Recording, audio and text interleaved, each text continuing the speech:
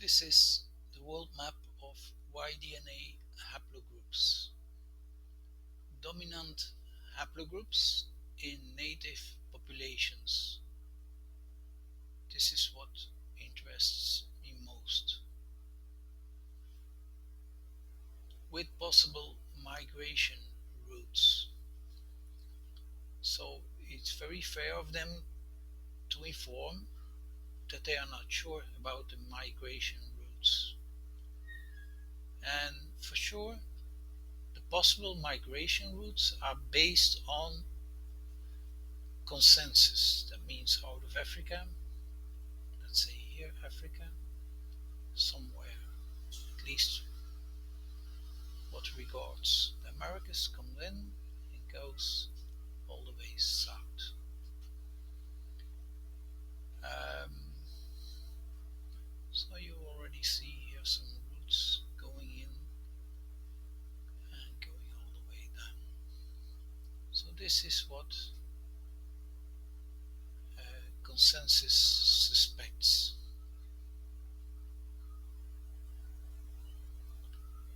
So now let's have a look at continents, countries or groups that dominate, let's say, their continent, and that also leak out of it because they try so much that they are started leaking outwards, because that's the way you have to populate the world.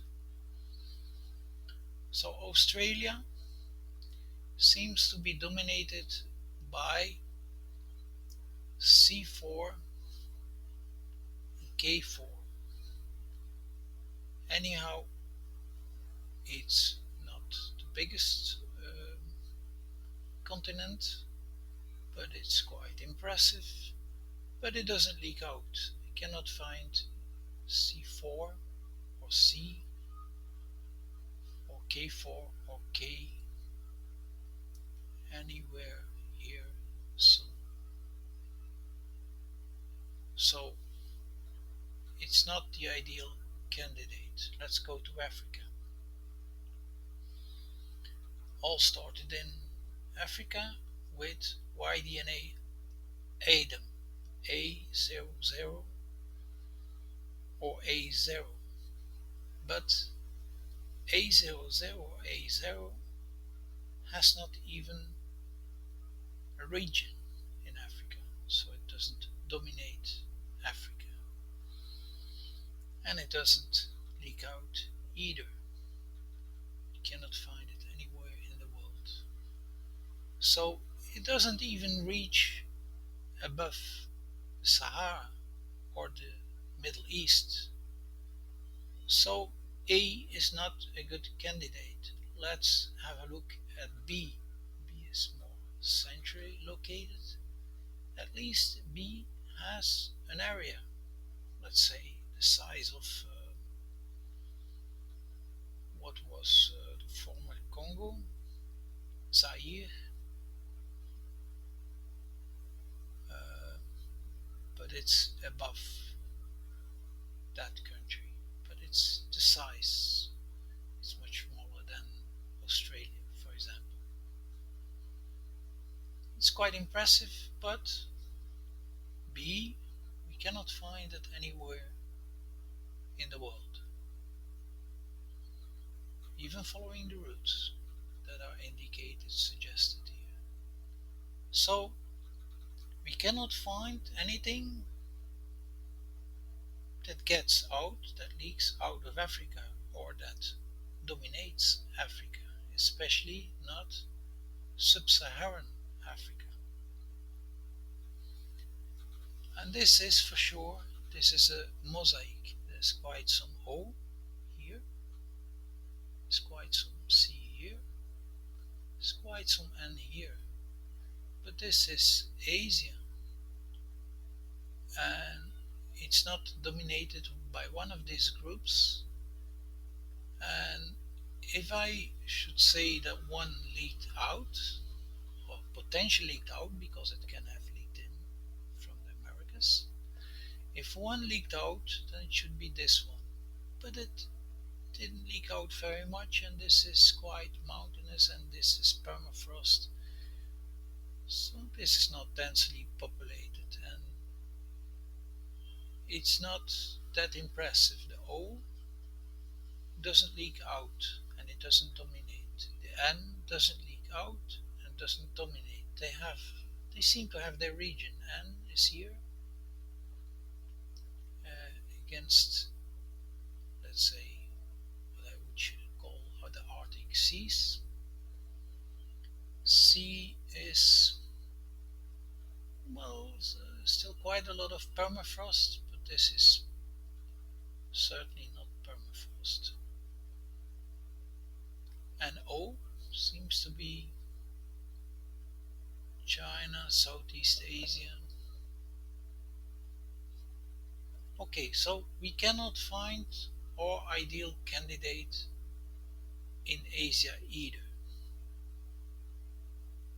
And Europe is much more of a mosaic, and nothing leaks outwards. So let's go back to South America. It dominates. It leaks out to Central America. It leaks out to North America. It leaks out to Greenland. It leaks out to the other side of Beringia. This is Bering Strait. We know this is permafrost.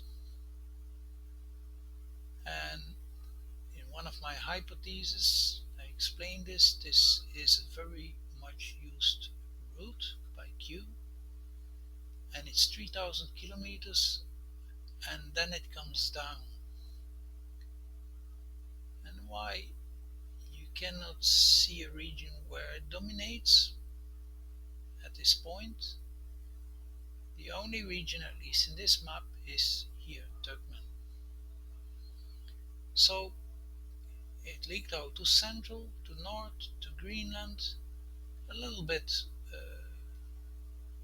in extreme Asia, East Asia, here Central Siberia, Central Asia, and here it's next to the Caspian Sea. I'm not sure if this, it's probably Western Eurasia.